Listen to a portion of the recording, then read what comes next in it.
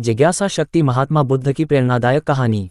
एक बार की बात है, महात्मा गौतम बुद्ध लोगों से बातचीत कर रहे थे और उन्हें उपदेश दे रहे थे। तभी एक महिला अपने छोटे से पुत्र को पीटते हुए वहां आती है और महात्मा बुद्ध से कहती है कि उनका पुत्र सवाल बहुत पूछता है।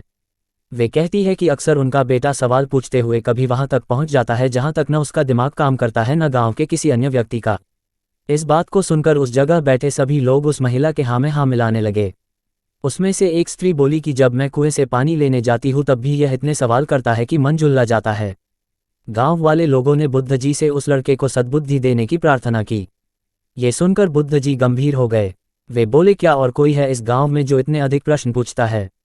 गांव वाले बोले, नहीं महाराज, बाकी कोई कुछ नहीं पूछता है क्योंकि सबको पता है कि विधाता ने सबकी नियत पहले से ही तय कर रखी है, तो फिर सवाल पूछने का क्या मतलब? महिला बोली, क्या सवाल पूछने से नियत बदल जाएगी? ये सुनकर बुद्ध मुस्कुराए। उन्होंने पूछा, क्या नियत बदल सकती है? सभी ने कहा नहीं। बुद्ध ने कहा, लेकिन नियत तो बदलती रहती है। आज धूप है, कल बारिश होगी। बारिश के मौसम में सूखा पड़ जाए और हो सकता है अगली बारिश में बाढ़ आ जाए। अगर नियत से निपटने के लिए तैयारी रखनी है तो मन में निपटने वाले सवाल भी होने चाहिए। मेरी बात ध्यान से सुनो, ज्ञान यूं ही नहीं मिलता है। ज्ञान तब मिलता है जब मन में जिज्ञासा होती है, क्योंकि जब तक प्रश्न ही नहीं होंगे तो तब तक उसका उत्तर कैसे ढूंढा जा सकता है? यदि जिज्ञासा ही नहीं होगी तो प्रश्न कैसे बनेंगे, और जब प्रश्न नहीं होंगे तो ज्ञान कहाँ से आएगा? उदाहरण देते हुए बुद्ध जी ने समझाया कि जब तक आपके मन में यह नहीं होगा कि आज मुझे 4 पैसे कमाने हैं, तब तक आपके मन में यह प्रश्न कैसे आ सकता है कि यह पैसे मुझे किस प्रकार से और कैसे कमाने हैं? किसी भी उत्तर तक जाने के लिए उसकी प्रश्नों का होना अति आवश्यक है, जो जीवन में हमें आगे की राह दिखाते हैं एवं हमारा मार्गदर्शन करते हैं।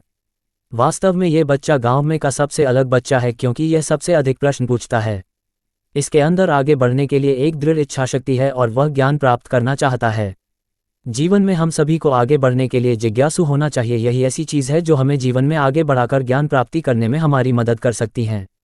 ये बात सुनकर गांव वालों ने बुद्ध जी से क्षमा याचना की और कहा, भगवान आप सही कह रहे हैं, जीवन में आगे बढ़ने के लिए, ज्ञान प्राप्त करने के लिए जिज्ञासा का होना अति आवश्यक है। बिना जिज्ञासा और उत्सुकता के व्यक्ति आगे नहीं बढ़ सकता।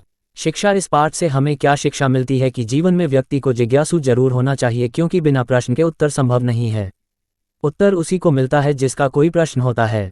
सुबह घर से निकलना, दिन भर काम करना और लौटकर शाम को घर आकर खा पी के सो जाना। मन में ना कोई जिज्ञासा होना, ना आगे बढ़ने की कोई इच्छा या अन्य योजना होना हमारे सपनों का मर जाने के समान है। जिनकी आंखों में कोई लक्ष्य होता है, कोई सपने होते हैं, उनकी जुबान पर सवाल होते हैं। सवाल जो उनके सपनों से जुड़े होते हैं, सवाल जिनके जवाब से व्यक्ति के सपने पूरे होते हैं। अपने सपनों को पूरा करने वाले उतनी ही शिद्दत से अपने पास सवाल भी रखते हैं। सवाल सपनों को पूरा करने वाली पहले सीढ़ी होते हैं। जैसे जैसे हमें जवाब मिलता जाता है, हम सीढ़ी चढ़ते जाते हैं और एक दिन अपने लक्ष्य को प्राप्त कर लेते हैं। सूचना सिर्फ मान्यताओं और जानकारियों पर आधारित है। यहाँ ये बताना जरूरी है कि यह मेरा वीडियो किसी भी तरह की मान्यता, जानकारी की पुष्टि नहीं करता है।